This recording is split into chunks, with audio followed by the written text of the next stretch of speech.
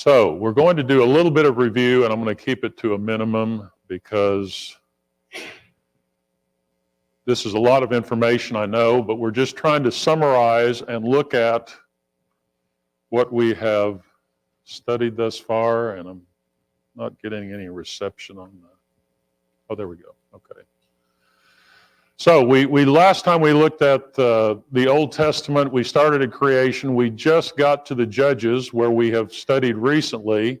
So tonight we're going to do a little bit of review, talk about the Judges a little more, and then we'll talk about the United Kingdom down to the return. And of course, as far as studying the Bible, when we study this history, what would you say is true of the historical accounts that we study? I mean, what observations would you make as we study from Genesis through, say, to Judges last time? Is it a record of everything that's happened? No. So what is it a record of?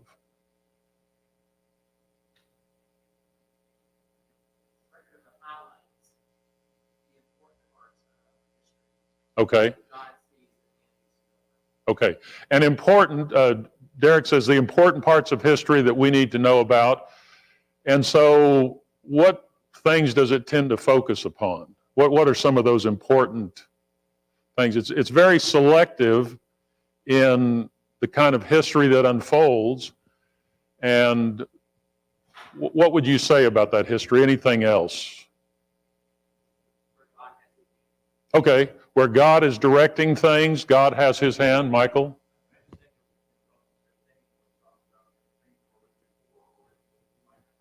Okay. Okay. Okay. So he's given us a written account so that we may know and learn from those things that he's written before. And again, he's very selective in what he has recorded for us.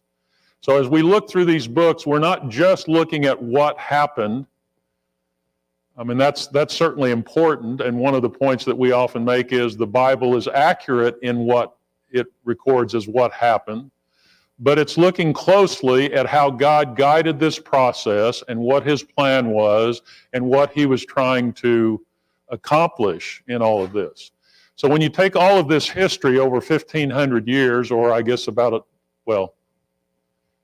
from the time it's being recorded, that's a lot of history to go through. So we're trying to pay particular attention to some of those things that are mentioned. So having said all of that, let's look at what we looked at last time. So here are the different periods, and we might classify or categorize them some other way. This is the way that we're doing it. We looked at these starting from creation and going all the way through, as I say, the Judges. And we looked at some of the promises that God made. These are not all the promises. These are a few. So Genesis 3:15, the offspring of woman, the seed of woman is going to one day bruise the head of the seed of the serpent. And then a promise made to Abraham, repeated to Isaac and Jacob. In you, all families of the earth will be blessed. You'll be a great nation. Your name will be great. You'll have a land in which to live. And then where is that one about rule according to Judah? You remember where that reference is? Scepter shall not depart from Judah until Shiloh comes. Yeah, Jacob? Yes, okay. Jacob blessing his sons, Genesis 49, 9, and 10. So we added that because, among other things, it talks about rule, and we're studying the kings. Then we looked at the fulfillment of two of those three promises made to Abraham. And the first was the fulfillment of the nation promise. When did that happen? Pardon me? Okay, when they left Egypt and got where? Mount Sinai, okay? And God says, if you'll keep my covenant, you can be my special people. Kingdom of praise, holy nation. They say, yes, we'll do that. And so they actually make the covenant, Exodus 24, with sacrifices, and blood is shed to seal that covenant. And so they become this special nation of God. Then they receive a land. When did that happen? Okay, they wander in the wilderness for 40 years because they don't go in immediately when they could have gone in immediately. And they go in 40 years later, the second generation, and they take the land, right? They go in and they take the land. I didn't put the slides in, but Joshua says everything God promised, he fulfilled. And we took all the land that God gave us. Okay, so that takes us up to the point of conquest and of the judges. So last time as we were closing, we talked about why were they able to take the land. And I don't know if you remember these passages, Joshua 4:14 and Joshua 11. What was true of the transition from Moses to Joshua that's pointed out in those two passages? How did the people look at Joshua? Okay. So just as they respected Moses, Joshua takes over the mantle and says they respected him in the same way.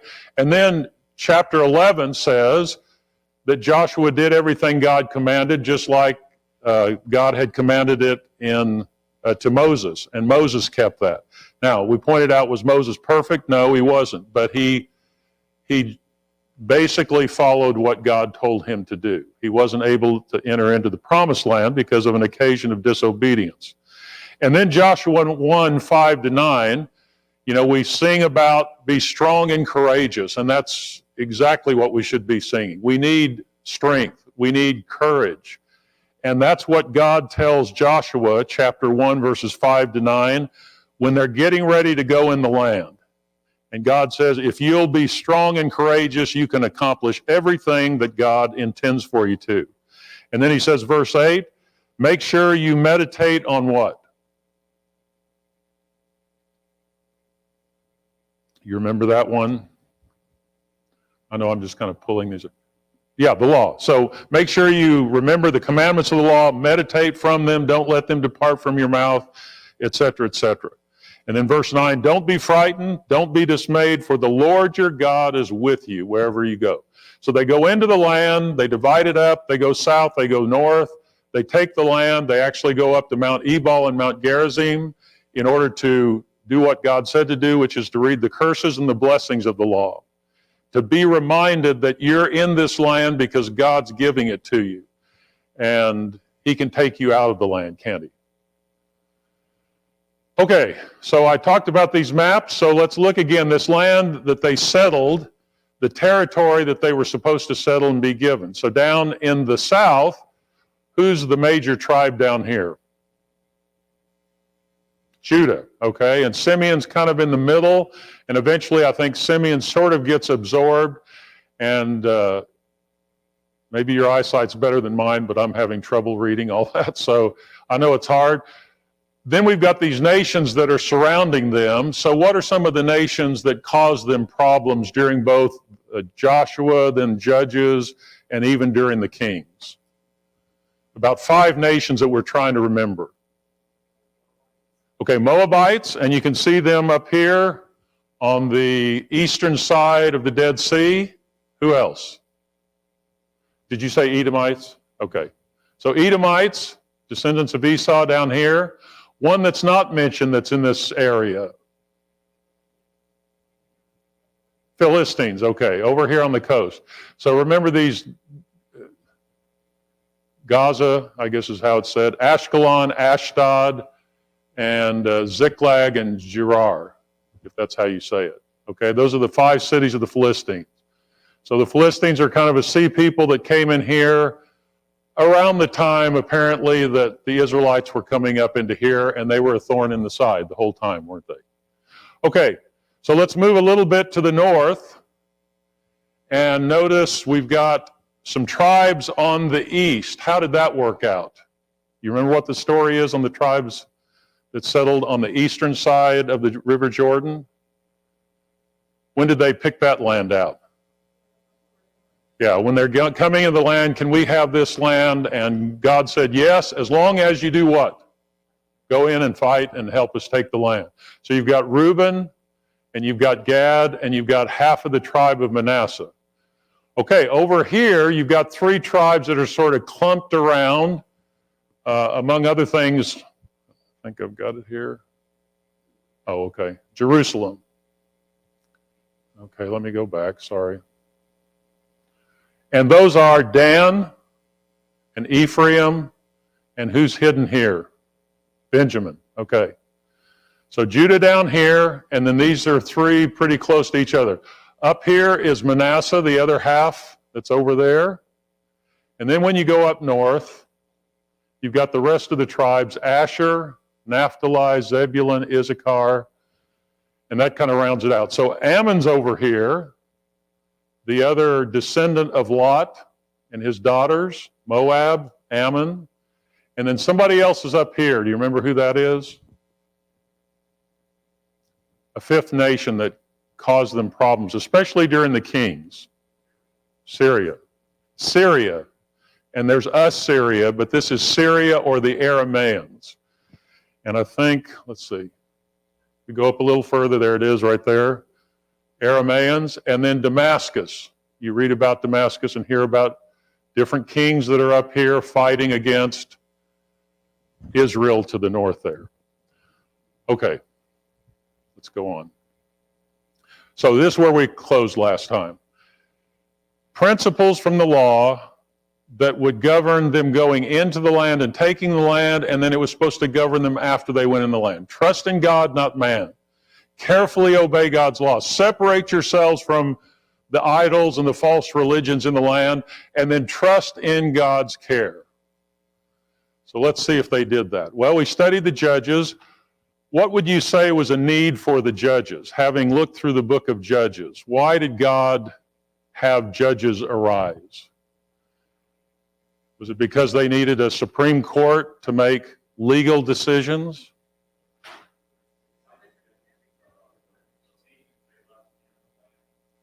Okay. Deliver them because the nations they left in the land and some from outside the land were causing them problems. So I said, both because of their disobedience, which led to these nations oppressing them, the judges would help deliver them. Okay, let's look at another map. Now, again, it's hard to see these. I'm going to blow it up in a moment, but if you can kind of tell, the white little boxes are all the different judges. And tell me about the distribution of those judges. Can you tell? Maybe you can't see. If you're sitting on the back, I probably can't see, but all through the land. Okay, that's interesting, isn't it? All through the land. So when these judges are delivering the people, what you find is, well, okay, I'm going to name the nations again.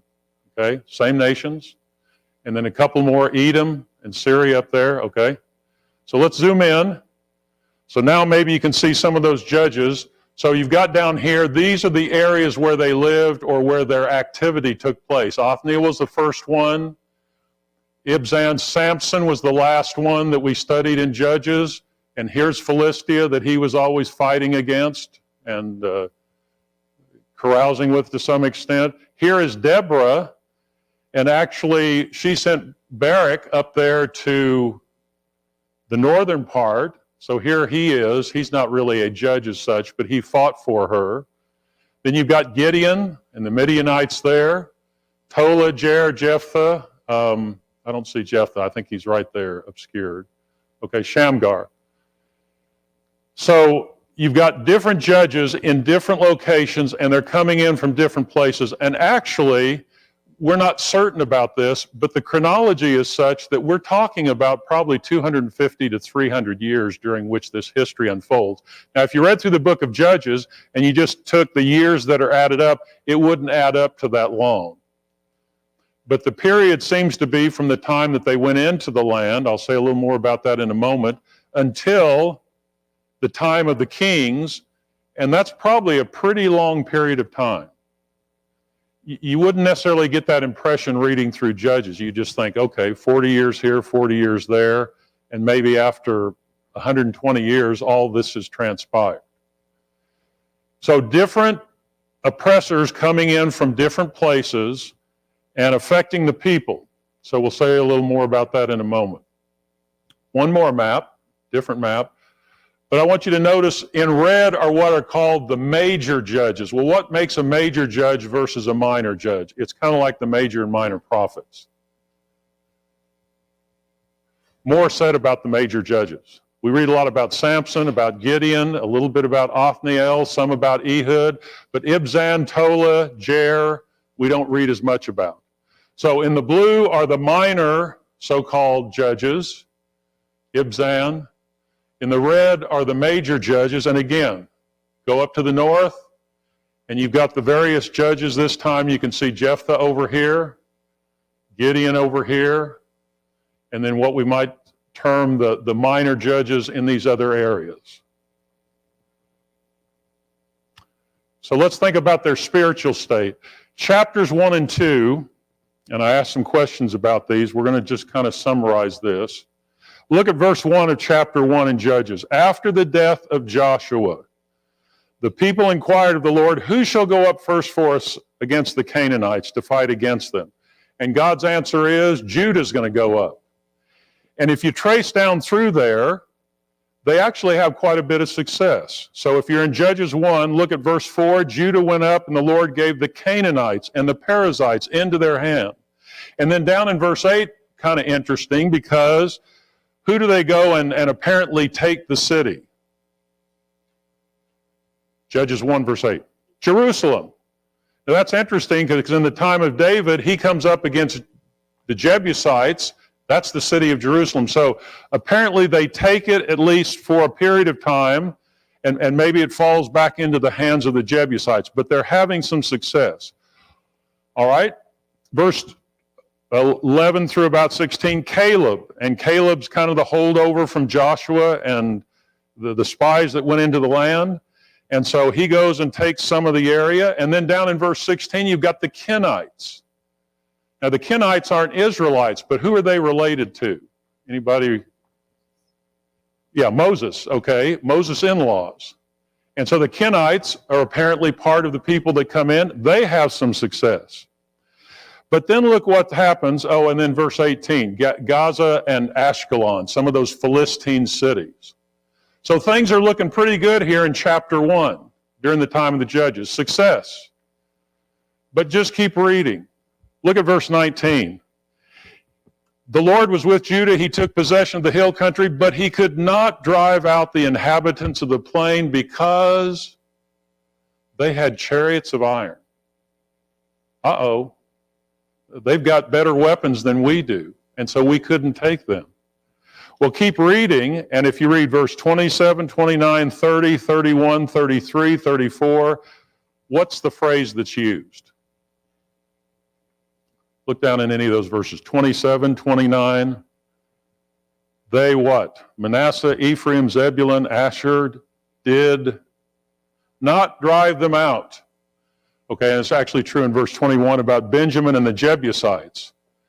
So it seems like they took Jerusalem, but they didn't drive out the people, so they didn't really actually inhabit the city. And then look down at verse 34. The Amorites pressed the people of Dan back into the hill country. So what's happening now? Not only are they not taking these cities, they're what's the word? They're backing up in terms of where they're supposed to go. Okay. So, stalemate or even regression. Now, if you look at this map here, look at the area that they were supposed to inhabit, and those sort of outlined areas are the areas that are described as actually being taken. And most of that is this hill country that's probably easier to take and to hold versus down here on the plains is where they have the difficulties, where some of the people have chariots and they're having trouble driving them out. Okay, a little bit of a close-up there. Now, look in chapter 2, just real quickly, because we're familiar with this. In chapter 2, you've got a summary of really the rest of the book, because an angel comes, verse 1, and says to them, I brought you out of Egypt, and the land where you were to the land that I swore your fathers. I said, I'm never going to break my covenant. And I told you not to make any covenants with the people, break down their altars. But then look at verse 2. You have not obeyed my voice. What is this you have done? So I'm not going to drive them out. They're going to be thorns in your side and a snare to you. And as soon as the angel of the Lord spoke these words, the people lifted up their voices and wept. Okay. Now look at chapter 2, verse 6. When Joshua dismissed the people. Okay, I thought Joshua died back in chapter 1, verse 1. How's Joshua dismissing the people if Joshua died? Okay, he's going back to a previous time, but I want you to notice what happened and how it's described after the death of Joshua, verse 6 of chapter 2. When Joshua dismissed the people of Israel went each to his inheritance to take the possession of the land. And the people served the Lord all the days of Joshua and all the days of the elders who outlived Joshua, who had seen all the great work the Lord had done. Okay, so far so good. Joshua dies, verse 8. They bury him, verse 9. Verse 10, that generation was gathered to their fathers, and there arose another generation after them who did not know the Lord or the work that he had done for Israel. Well, guess what? If you read on in verses 11 to 15, you read this sort of cycle through which they go, through which Rick took us. Look at verse 11. They did evil. They abandoned the Lord, verse 12, and provoked the Lord to anger, into verse 12. They served the Baals and the Ashtaroth, verse 13. So his anger was kindled, and he sent plunderers to plunder them, and he sold them into the hand of the surrounding enemies, and then they wept, and he ended up saving them. So there's that cycle that we're so familiar with. So that's just simply to say, at the outset of Judges, you get this general description of, yeah, they went in and they took some of these places, but some of the places they didn't take. And then chapter 2 kind of tells us why that was happening. The second generation forgets God. Now, one other thought about the judges, and then we'll move on. I said we had minor judges, we've got major judges, and there they are. Okay, let's think about these different judges and how they won their victories. Othniel says the Spirit of the Lord was on him. What about Ehud? You remember Ehud? What was unique about Ehud that killed Eglon, the king of Moab, in Jericho? Left-handed, hit his sword, used deceit to come in and trick him and, stab him in the stomach. And so they defeated the Moabites there. What about Deborah? Is Deborah the one you would pick to lead your troops? Yeah, she's a woman. No, you probably wouldn't. She's a female prophetess. But she tells Barak, you go up there and you fight. And ultimately, the Sisera, the other general, is defeated by Jael, a woman who is actually related to the Kenites that we mentioned a moment ago. What about Gideon? Well, surely Gideon's a hero, isn't he? Reluctant hero. Remember what he first said when God came to him? And I don't think I've got it here. Joshua chapter 6. Somebody read verses 12 to 14. I should have put that one in there, but I didn't. This is Gideon's reaction to the angel of the Lord appearing to him when he's up there in the wine press threshing the wheat. You don't usually thresh wheat in a wine press. But they did that because the Midianites would come and take everything they had. So somebody got that, chapter 6, 12 to 14. Go ahead, Derek. The angel of the Lord appeared to him and said to him, the Lord is with you, mighty man of valor. Gideon said to him, O my Lord, if the Lord is with us, why then has all this happened to us? And where are all the miracles that our father told us about, saying, did not the Lord bring us out of Egypt? But now the Lord has forsaken us and delivered us into the hands of the Midianites. Okay. All right. So his reaction is, what happened? We've heard about all these works that the Lord does, and he's not doing them. So he is this reluctant. He's called a man of valor, and he does come around. And he does show, courage and fights, but initially he's not really of that disposition. Well, what about Samson? Samson, that hero that we hold up for all of our children? Fight like Samson. No, in fact, Samson, like those descriptions we read earlier in Judges, he's supposed to be a Nazirite. Not only does he not keep that vow, but where's he going to find the women in his life? He's going to the Philistines. He's kind of embracing them instead of staying away from them. And so, you read all of that, and God certainly helps him by his Spirit to defeat the Philistines, and he wins great battles, but he's hardly the model that you would hold up for, godly living. So my question is, how capable were the judges? What's the point? Let's just think of those major judges. What's God trying to indicate by what's happening here? I think there's at least a point we could make from that. What would you say is the point of having these judges who, well, they don't seem like the people that you would pick?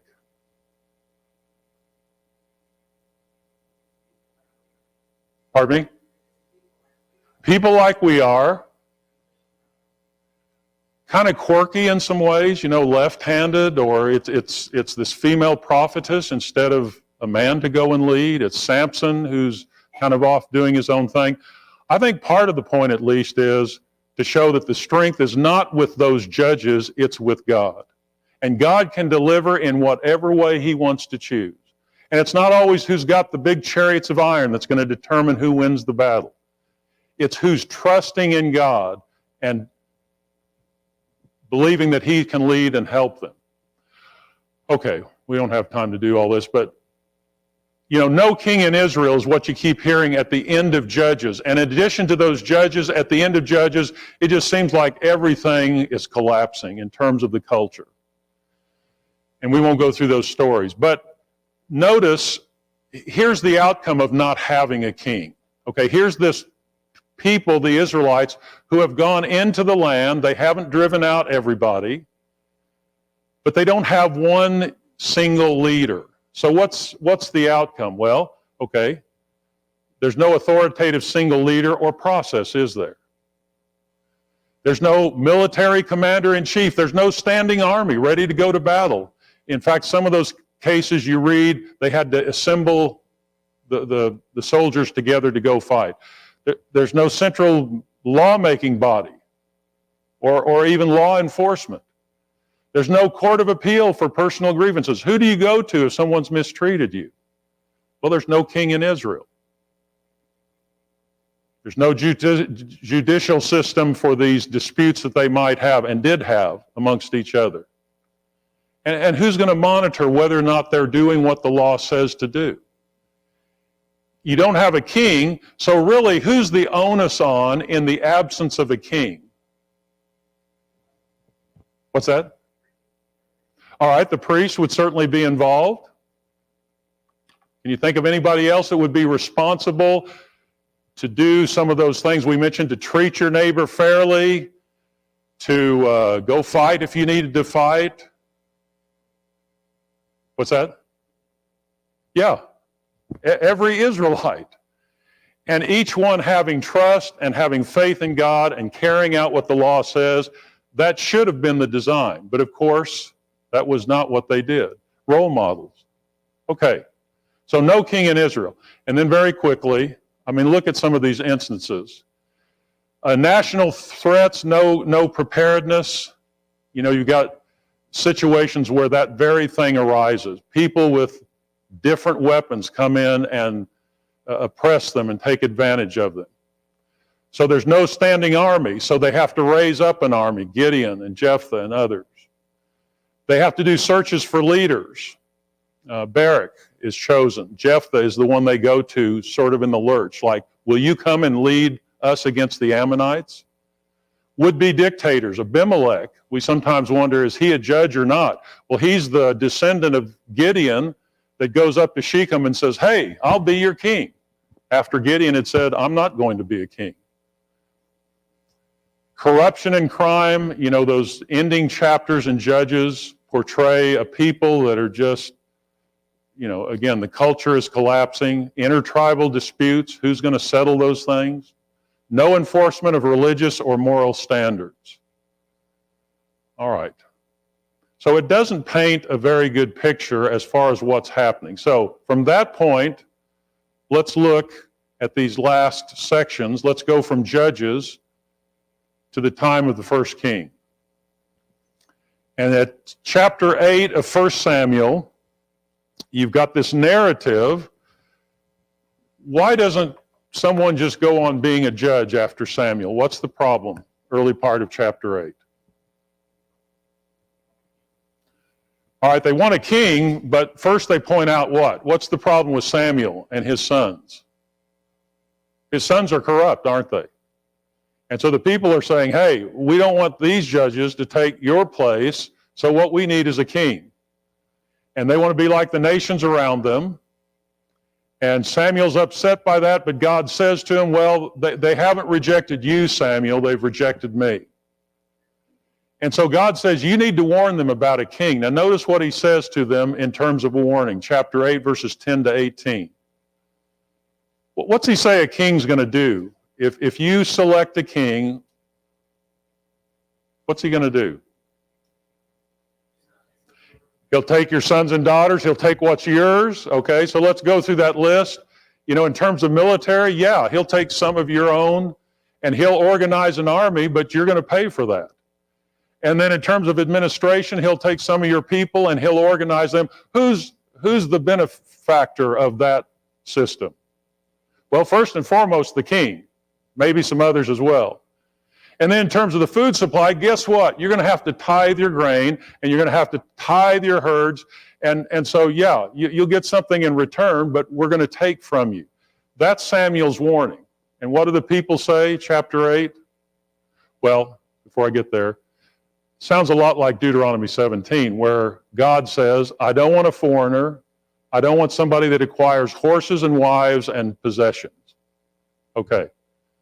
So Samuel warns them, and yet the people's verdict is, we want a king. Okay? No, there'll be a king over us like the nations, judge us, go before and fight our battles. The very things we just mentioned, you know, that were kind of lacking during the time of the judges. And that seems to be the answer in their minds anyway. So God says to Samuel, go ahead and make them a king. So let's look at the kings. Very broad brush we're painting with here. Saul's the first king, and we'll just notice verses 1 and 2 of chapter 9, because I think they're rather telling. What is said about Saul?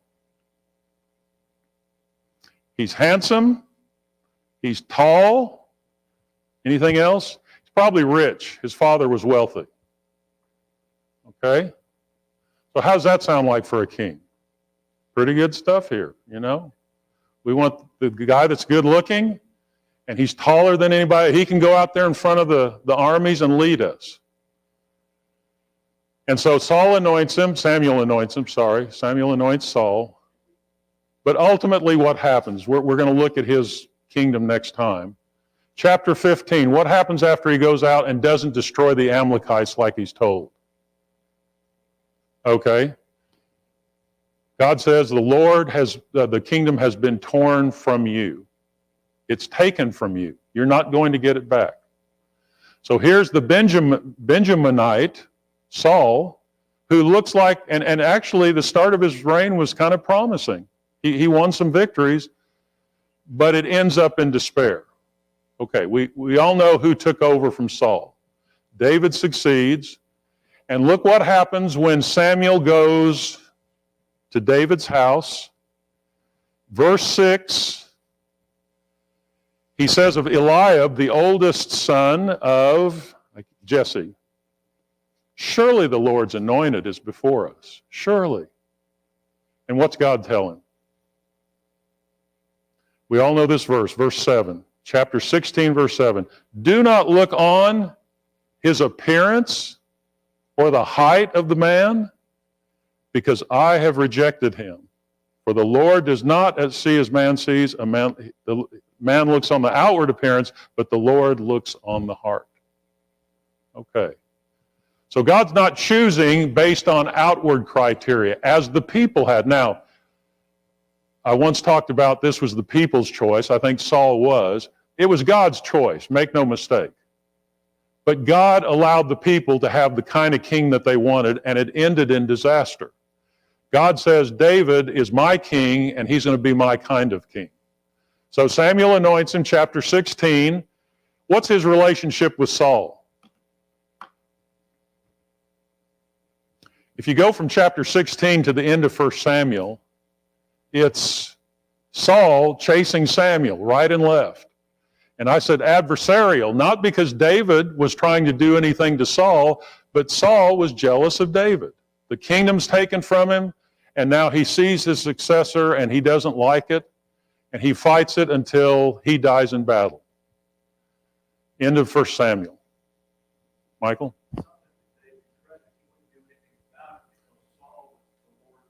Okay, and he had occasions, didn't he?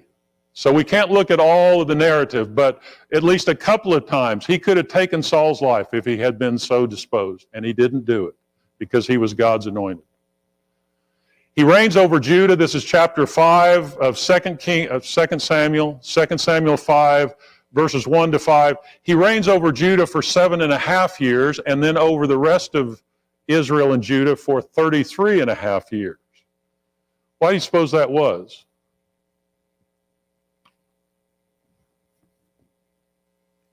What tribe was David from? Tribe of Judah. Who's probably going to be most likely to follow David at the outset? Tribe of Judah. And that's exactly what happened. And there was this feud between Saul and David. So initially it's only Judah that follows, but with Saul's death, then all of Israel begins to follow for 40 years total. All right. 2 Samuel 7. We're extending the quarter by about a month, by the way. We're never going to get done. Okay. So 2 Samuel 7. This is such a key passage. So let's go over it. We'll close with this evening. At the start of 2 Samuel 7, David has said, I think to Nathan, I'm going to build God a house. I'm living in a house. I want to build God a house. And God comes back. Initially, Nathan says, great idea, go do it. And then God comes to Nathan and says, actually, I don't want him to. Are you going to build me a house, he says? And so he says, verses 8 and 9, I raised you up and cut off your enemies from you. I have been with you wherever you went. I will make for you a great name like the name of the great ones of the earth. Okay, sounds like Abraham, doesn't it? I'll make you a great name.